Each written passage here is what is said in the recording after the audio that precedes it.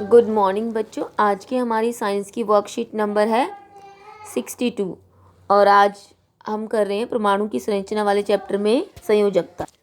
Bore के परमाणु model में हम पहले ही पढ़ चुके हैं कि किसी भी परमाणु के नाभिक में प्रोटॉन और न्यूट्रॉन होते हैं और उसके बाहरी कोश में क्या होते हैं, इलेक्ट्रॉन चक्कर लगाते हैं। उसके सबसे बाहरी कोश को हम बोलते हैं उसका संयोजन कक्ष और उसमें उपस्थित इलेक्ट्रॉन को बोलते हैं हम संयोजकता इलेक्ट्रॉन। जैसे हम यहाँ पर देखें तो ये हमने सोडियम का परमाणु मॉडल बनाया है। वास्तव में संयोजकता होती क्या है?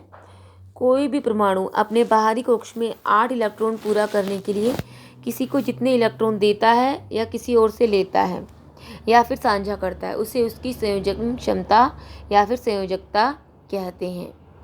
किसी भी परमाणु के बाह्यतम कोश में अधिकतम 8 इलेक्ट्रॉन आ सकते हैं, इसे बोलते हैं अष्टक का नियम। अगर किसी भी परमाणु के बाह्यतम कोश में 8 इलेक्ट्रॉन होते हैं तो उसकी संयोजकता क्या होती है?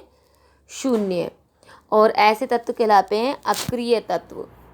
परमाणु अपने अधिकतम बाहरी कोश में 8 इलेक्ट्रॉन प्राप्त करने के लिए या तो इलेक्ट्रॉन खो देते हैं या इलेक्ट्रॉन ग्रहण कर लेते हैं या उसको साझा कर देते हैं। जैसे कि यहाँ पर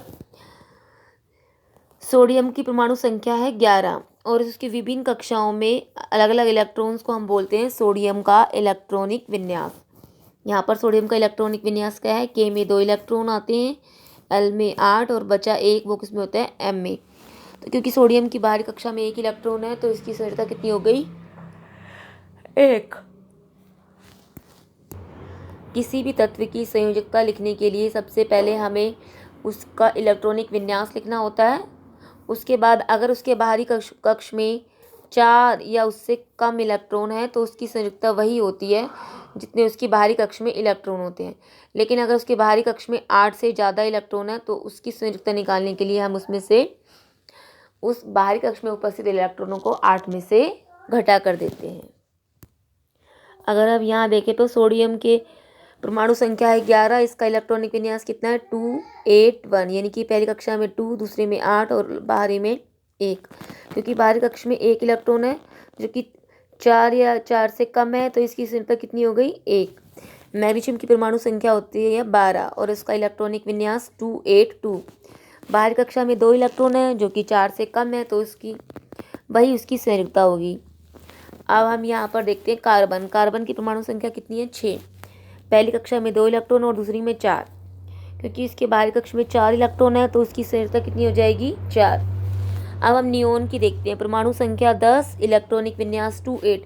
क्योंकि बाहरी कक्षा में 8 इलेक्ट्रॉन है तो अगर 8 में से 8 को घटाएंगे तो कितना आ जाएगा? 0।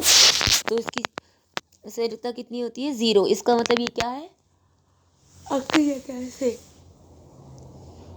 इनको अपनी स्थिरता पूरा करने के लिए, अष्टक पूरा करने के लिए और इलेक्ट्रॉन की आवश्यकता नहीं होती।